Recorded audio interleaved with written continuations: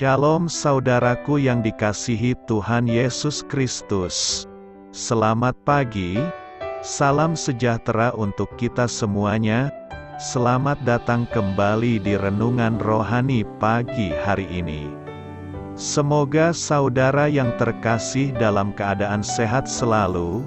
Kiranya damai dan sukacita Roh Kudus melimpah di dalam hati dan pikiran saudara saat ini. Sebelum kita mulai renungan pagi ini, marilah kita bersama-sama berdoa.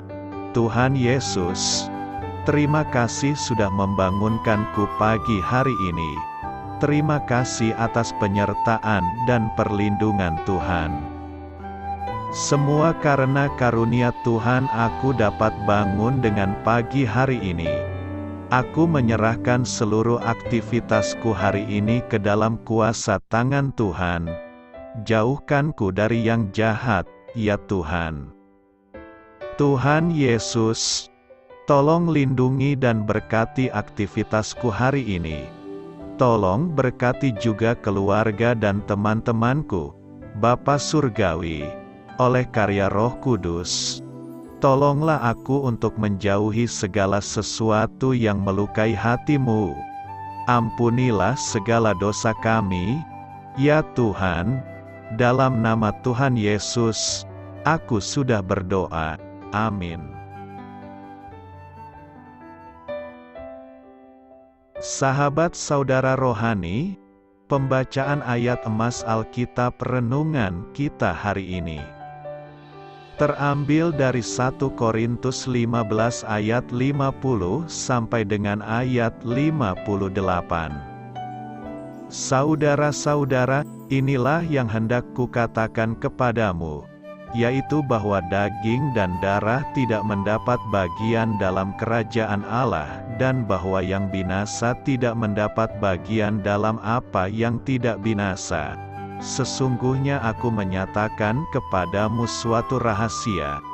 Kita tidak akan mati semuanya, tetapi kita semuanya akan diubah dalam sekejap mata, pada waktu bunyi nafiri yang terakhir. Sebab nafiri akan berbunyi dan orang-orang mati akan dibangkitkan dalam keadaan yang tidak dapat binasa, dan kita semua akan diubah. Karena yang dapat binasa ini harus mengenakan yang tidak dapat binasa, dan yang dapat mati ini harus mengenakan yang tidak dapat mati. Dan sesudah yang dapat binasa ini mengenakan yang tidak dapat binasa, dan yang dapat mati ini mengenakan yang tidak dapat mati, maka akan genaplah firman Tuhan yang tertulis, maut telah ditelan dalam kemenangan. Hai maut, di manakah kemenanganmu? Hai maut, di manakah sengatmu? Sengat maut ialah dosa, dan kuasa dosa ialah hukum Taurat. Tetapi syukur kepada Allah, yang telah memberikan kepada kita kemenangan oleh Yesus Kristus, Tuhan kita. Karena itu, saudara-saudaraku yang kekasih, berdirilah teguh, jangan goyah, dan giatlah selalu dalam pekerjaan Tuhan, sebab kamu tahu bahwa dalam persekutuan dengan Tuhan jerih payahmu tidak sia-sia. 1 Korintus 15 ayat 50 sampai dengan ayat 58. Inti dari ayat emas renungan kita adalah, maut telah ditelan dalam kemenangan. Mari kita mulai renungan pagi kita. Judul renungan kita hari ini adalah Makna Kehidupan. Ditulis oleh Kenneth Peterson. Kisah inspiratif. Penulis Jorge Luis Borges dari Argentina pernah menulis sebuah cerita pendek tentang Marcus Rufus, prajurit Romawi yang minum dari sungai rahasia yang meluputkan orang dari maut. Namun, Markus akhirnya sadar bahwa keabadian tidaklah seindah yang ia bayangkan. Ia mendapati bahwa hidup tanpa akhir sama dengan hidup tanpa arti. justru mautlah yang sesungguhnya memberikan makna bagi kehidupan. Markus pun menemukan penawarnya sebuah mata air yang jernih. Setelah minum dari mata air itu, ia menggoreskan duri pada tangannya, dan keluarlah setetes darah yang menandakan hidupnya tidak lagi abadi. Seperti Markus, ada kalanya kita merasa tak berdaya menghadapi hidup yang lambat laun semakin dekat dengan kematian. Mazmur 88 ayat 4, kita setuju. Kematian memang memberikan makna bagi kehidupan. Namun, berbeda dari Markus, kita tahu bahwa dalam kematian Kristus kita menemukan arti hidup yang sejati. Lewat darahnya yang ditumpahkan di kayu salib, Kristus menaklukkan maut, dan menelannya dalam kemenangan. 1 Korintus 15 ayat 54, bagi kita, penawarnya adalah air hidup, yang diberikan oleh Yesus Kristus. Yohanes 4 ayat 10, karena kita minum air hidup itu, seluruh tatanan kehidupan, kematian, dan kehidupan kekal telah berubah. 1 Korintus 15 ayat 52. Memang, kita tidak akan luput dari kematian jasmani, tetapi itu tidak lagi berpengaruh. Tuhan Yesus telah mematahkan ketidakberdayaan kita terhadap kehidupan dan kematian. Ibrani 2 ayat 11-15, dalam Kristus, kita memiliki jaminan pengharapan akan surga dan sukacita yang penuh arti dalam hidup kekal bersamanya. Amin. Marilah kita renungkan di dalam hati kita. Apa yang sedang Anda khawatirkan? Apa yang Anda pikirkan tentang kematian? Bagaimana firman Tuhan dalam 1 Korintus 15 menguatkan Anda? Hal ini patut kamu ketahui. Ketika Rasul Paulus mengakhiri pembelaannya yang sangat baik terhadap kebangkitan tubuh dalam 1 Korintus 15 ayat 54-55, ia mengutip dari dua perikop Perjanjian Lama yang menyoroti takluknya kematian. Lihat Yesaya 25 ayat 8 dan kitab Hosea 13 ayat 14. Kata kemenangan dipakai sebanyak 3 kali dalam 1 Korintus 15 ayat 54-57. Yesus Kristus, Tuhan kita, menjadi sumber kemenangan atas maut. Kata Yunani untuk kemenangan adalah nikos. Suatu perusahaan sepatu terkenal menggunakan bentuk dari kata itu sebagai merek dagang mereka, Nike. Di dalam kitab Wahyu, kita melihat kata menang dari akar kata yang sama. Terjemahan lain menggunakan istilah menaklukkan atau mengalahkan. Di Roma 8 ayat 37, kata tersebut dipakai dalam bentuk majemuk dan diterjemahkan, lebih daripada orang-orang yang menang. Sungguh kita dikuatkan saat mengetahui bahwa pribadi yang menang atas maut itu juga menjadi sumber kemenangan dalam seluruh kehidupan kita. Jika Kristus tidak bangkit, maka kita adalah orang-orang yang paling kasihan lebih dari orang-orang yang tidak beragama. Kekristenan bukanlah organisasi, upacara, budaya, atau liturgi. Kekristenan adalah Yesus Kristus. Kekristenan adalah iman manusia terhadap Kristus. Pada waktu liberalisme menjadikan sifat moral Kristus menggantikan sifat ilahi, tingkah lakunya menggantikan imannya terhadap Kristus.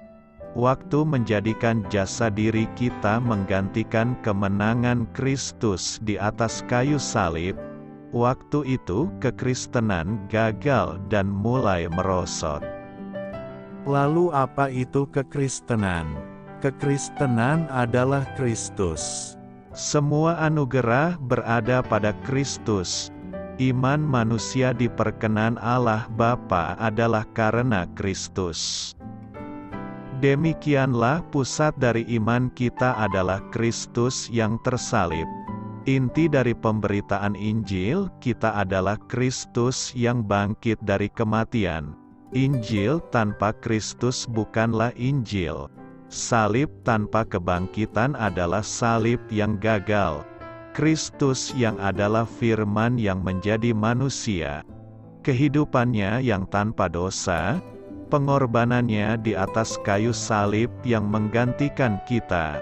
Ia bangkit dari kematian menggenapkan Taurat, naik ke surga dan satu saat nanti akan datang kembali menghakimi seluruh umat manusia. Semua ini adalah fakta sejarah yang membuat kekristenan melampaui semua agama. Ini adalah perbedaan iman Kristen dan mitos Yunani. Mitos Yunani tidak pernah ada dalam sejarah, tetapi Kristus yang lahir, mati, bangkit, dan naik ke surga serta akan datang kembali adalah intervensi Allah pencipta langit dan bumi di tengah-tengah umat manusia. Setelah Allah menciptakan kita, Ia tidak meninggalkan kita. Ia tinggal di tengah-tengah umat manusia dan membawa anugerah kebenaran secara limpah.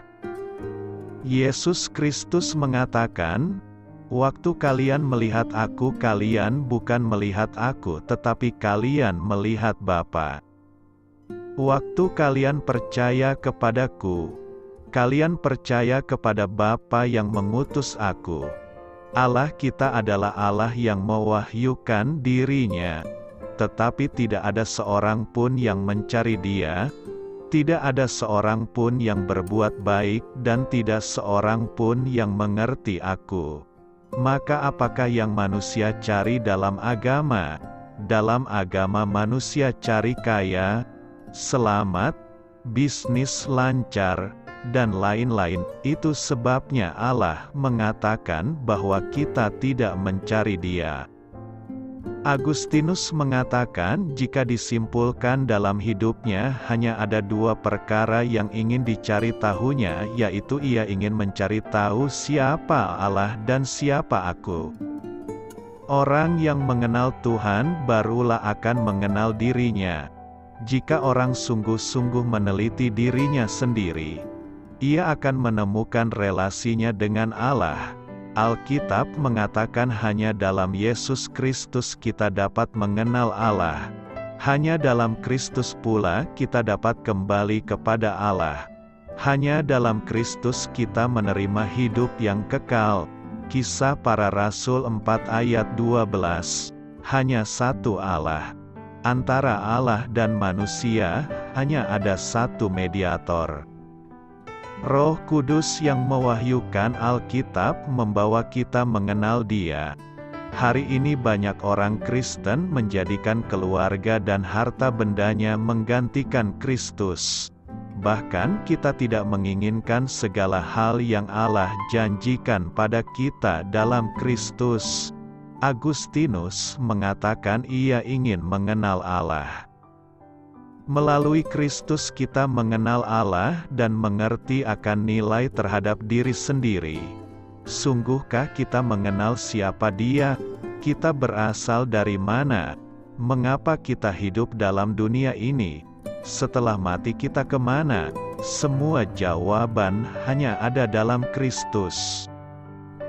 Filsuf Jerman, Immanuel Kant, sebelum meninggal dunia menulis sepucuk surat kepada temannya dan mengatakan bahwa sepanjang hidupnya hanya ada 4 perkara untuk dipikirkannya. Siapa aku? Apa yang dapat ku ketahui? Bagaimana seharusnya perbuatanku? Apa pengharapanku? Keempat perkara itu adalah perkara yang ingin diketahui Agustinus. Apakah filsuf-filsuf menemui jawabannya? Immanuel kan tidak pernah menemukan jawaban dari pertanyaan keempat. Pertanyaan pertama merupakan filsafat antropologi, kedua filsafat epistemologi, ketiga filsafat etika, keempat filsafat agama. Immanuel Kant memberikan definisi agama yang terkenal dalam sejarah. Agama adalah sistem dari moral dan ibadah. Dalam agama kita pasti berbicara soal moral, soal tingkah laku manusia. Kedua hal yang sangat mendalam ini adalah peta teladan Allah. Allah merupakan dirinya kebenaran.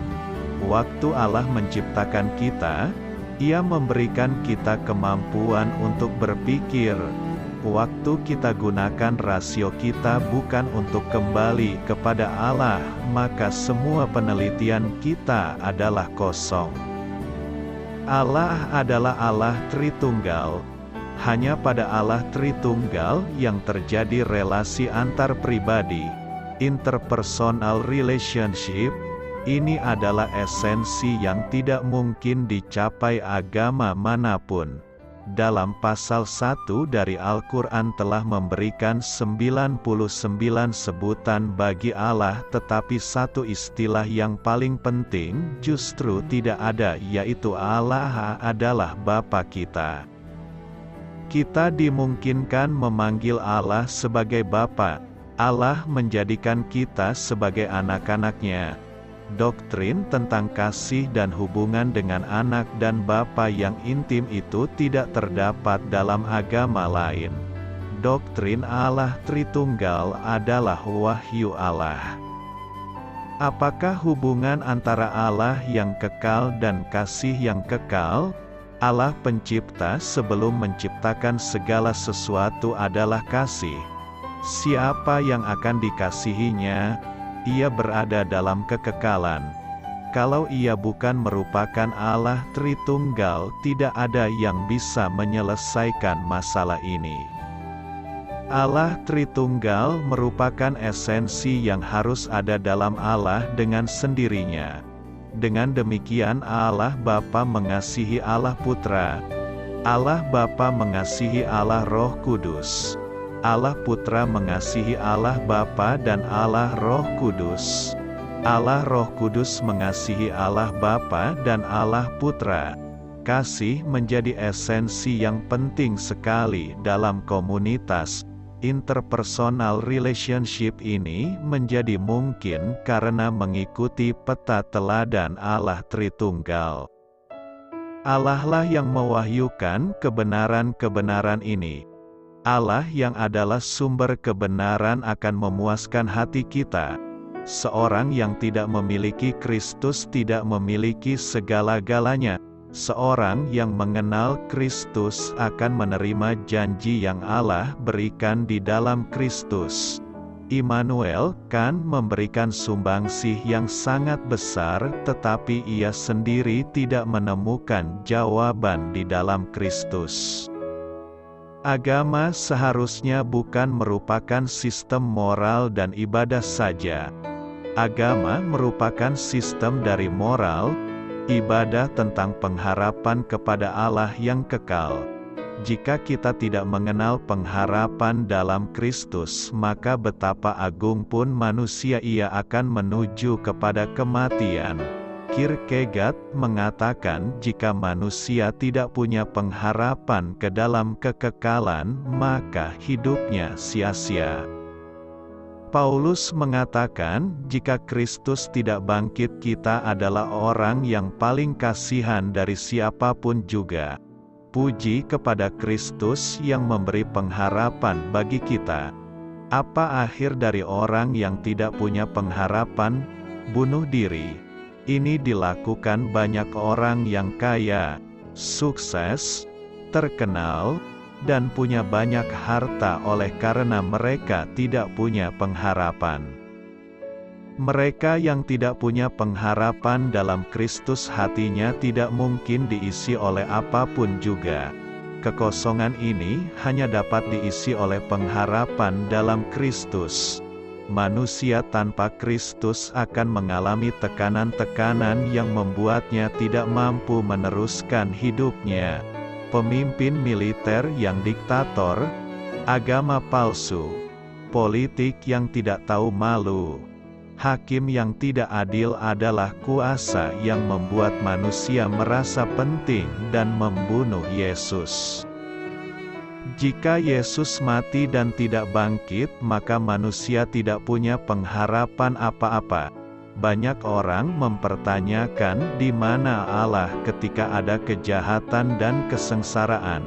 Namun sesungguhnya Yesus Kristus sudah mengalami kesengsaraan dan kejahatan lebih daripada yang pernah dialami seluruh umat manusia. Hukuman, penghinaan yang paling besar sudah Kristus derita dan Ia sudah menang. Itu sebabnya di atas kayu salib Yesus berseru kepada Bapa, "Allahku, Allahku, mengapa Engkau meninggalkan aku?" Yesus tahu bahwa Allah itu ada dan selalu ada. Kita bertanya mengapa hal-hal yang tidak adil itu menang, tetapi syukur kepada Tuhan karena maut sudah dikalahkan waktu Kristus bangkit.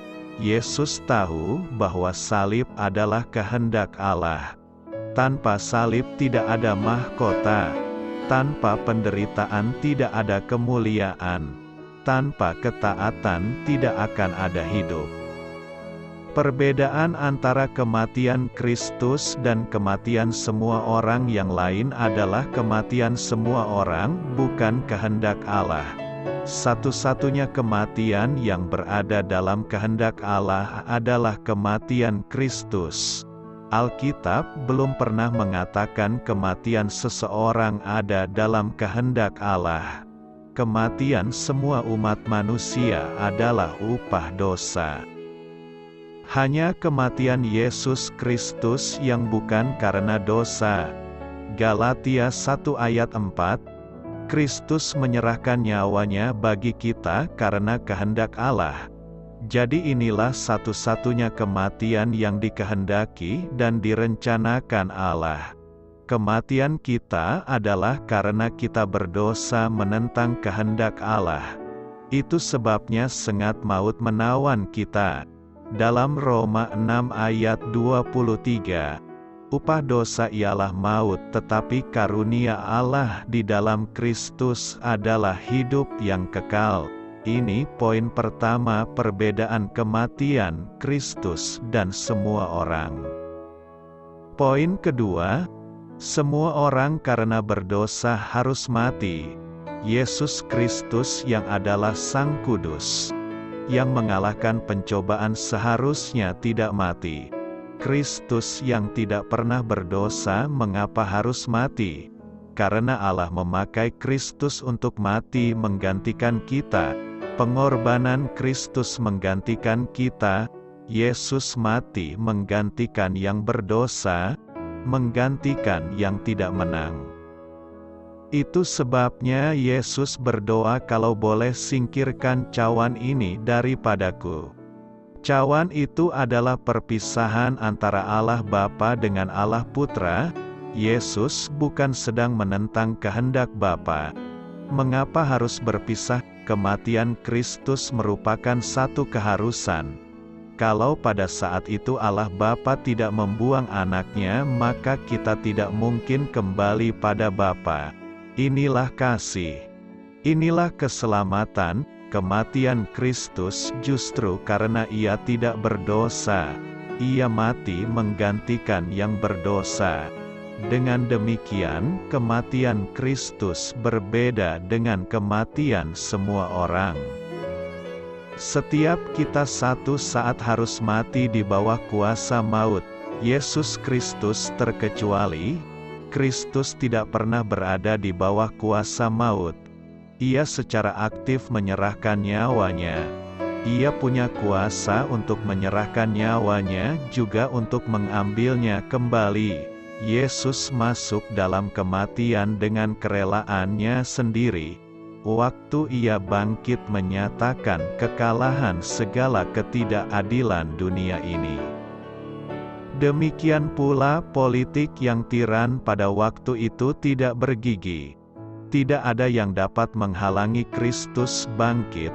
Waktu matahari terbit, adakah kuasa yang dapat menghalanginya terbit? Demikian pula tidak ada kuasa yang dapat menghalangi kebangkitan Kristus. Itu sebabnya waktu manusia bertanya di manakah Allah saat ada kejahatan, sesungguhnya Kristus sudah mengalami yang terburuk dari semua penderitaan yang mungkin dialami manusia, dan puji Tuhan, karena dengan kebangkitannya Ia mengalahkan semua kuasa dosa, kuasa kejahatan dan kematian. Allah kita adalah Allah yang kasih, adil, Maha Kuasa, dan juga merupakan Tuhan kehidupan. Poin ketiga, keberanian manusia yang terbesar adalah berani membunuh penghulu hidup. Mengapa Yudas berani menjual Yesus? Karena ia terlebih dahulu berpikir bahwa Tuhan tidak mungkin mati, dan setelah Yesus ditangkap ia dapat kabur dan dapat banyak uang. Yesus dapat menang karena ia bisa membangkitkan orang mati. Jadi mana mungkin Yesus mati? Tetapi setelah ditunggu-tunggu, ternyata perhitungan Yudas salah. Yesus mati, disalibkan. Yudas terlalu malu. Yudas bunuh diri, menggantung diri. Ini akibat yang harus dialami bagi orang yang menganggap dirinya pintar dan tamak hati. Yesus Kristus harus mati bukan karena ia tidak berdaya dari orang-orang yang menangkapnya. Tuhan kita adalah penghulu hidup, sumber dari segala kehidupan. Itu sebabnya kematian Kristus berbeda dengan semua manusia. Kematian Kristus merupakan hidup yang menelan semua kematian. 1 Korintus 15 ayat 54. Gelap ditelan oleh terang. Pada waktu Yesus bangkit, Ia bukan saja Sang Suci mengalahkan dosa, tetapi juga adalah Sang Hidup yang mengalahkan kematian. Itu sebabnya Paulus mengatakan, "Hai maut, di manakah kemenanganmu? Puji Tuhan, kematian sudah ditelan oleh kemenangan." Masihkah kita takut mati? Orang Kristen sejati tidak takut mati. Murid Yesus satu persatu mati martir bagi Tuhan. Kita yang mengikut Tuhan akan menang atas maut. Mari kita ikut Kristus, pikul salib tanpa takut mati. Barang siapa mau menjadi murid Yesus harus memikul salib, menyangkal diri dan mengikutnya. Bagaimana dengan kita? Sudahkah kita mengenal Yesus? Doa saya menyertai saudara sekalian. Selamat berkarya untuk Tuhan. Amin.